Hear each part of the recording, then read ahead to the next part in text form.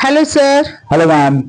Sir आजकल सुनने में आ रहा है इतना डरा बच्चों के साथ सरासर बेईमानी के लिए हो रहा है कि नीट के एग्जाम लीक हो गया, ये तो सभी को पता है, और बच्चों की सालों की मेहनत बर्बाद हो रही है। तो इस पे आप क्या कहना चाहेंगे सर? आप सरकार ने क्या क्या इसके लिए लिया है और ये पोल किस तरीके से खुली, इस पे कुछ प्रकाश डालेंगे सर? देखिए, नीट का जो एग्जाम है ये इंडिया में बहुत समय से लीक हो रहा है और अक्सर पकड़ा भी जा रहा है। ये बच्चों के साथ, जैसा आपने कहा, और पेरेंट्स के साथ ये सरासर नाइंसाफी है और ये एक दिन हमारे इस कंट्री की एजुकेशन सिस्टम और एग्जाम के सिस्टम पर एक बहुत बढ़िया सवाल लगा रहा है।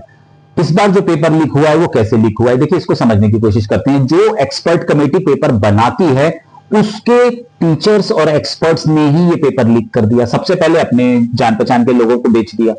अब बेचा, उसके बाद जिन्होंने ये पेपर खरीदा उन्होंने पैसा वसूल करने के लिए आगे अपने फ्रेंड्स वगैरह को फिर फर्दर बेच दिया और अपनी पैसे की रिकवरी कर ली, तो पेपर भी आ गया और पैसे भी वापस आ गए। इस तरह से जो पेपर खरीदता चला गया वो उसको आगे भी बेचता चला गया। सो एक ही रात में हमने देखा कि ये पूरे के पूरे इंडिया में सब जगह लोगों को पेपर पहुंच गया और करोड़ों रुपए की हेरफेर होगी।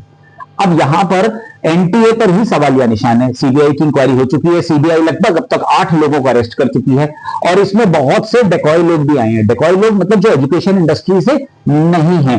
एक पूना से एक ब्यूटिशियन है, वो अपना चलाती है ब्यूटी क्लिनिक, उनको पेपर दिया गया और उन्होंने आगे अपने क्लाइंट्स में बांटा। कुछ इस तरह से चीजें निकल के सामने आई हैं।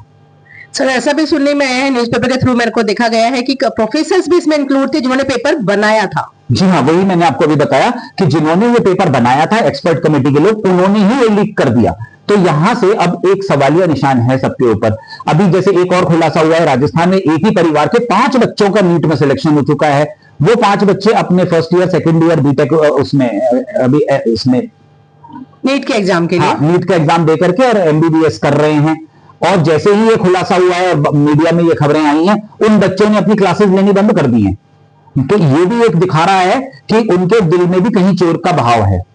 तो इसका से ये पता लगता है सर, ये काफी टाइम से धंधलेबाजी चल रही थी। जी हाँ, ये बहुत साल से चल रही थी। लगभग हर साल लीक हो रहा था, बस जिस साल पकड़ में आ गया उस साल न्यूज बन गई, बाकी ये सरेआम चुपचाप हो जाता था। तो एनटीयू के लिए, सरकार के लिए क्वेश्चन है, इनको दोबारा एक एक्सरसाइज करनी चाहिए, कुछ ऐसा गठबंधन करना चाहिए, अपनी ही प्रिंटिंग प्रेस बनानी चाहिए ताकि किसी और पे ये आधारित ना रहे।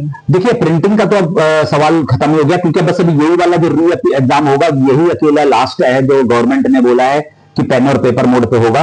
अब 21 जून को है। इसके बाद अगली साल से नीट पूर्णतः कंप्यूटराइज्ड हो जाएगा। कंप्यूटर बेस्ड टेस्ट बन गया है।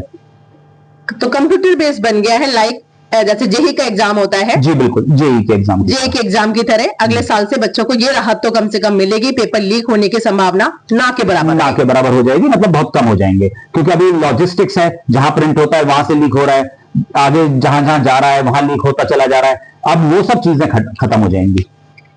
थैंक यू सर, आपका अमूल्य समय देने के लिए। Thank you ma'am. Thank you.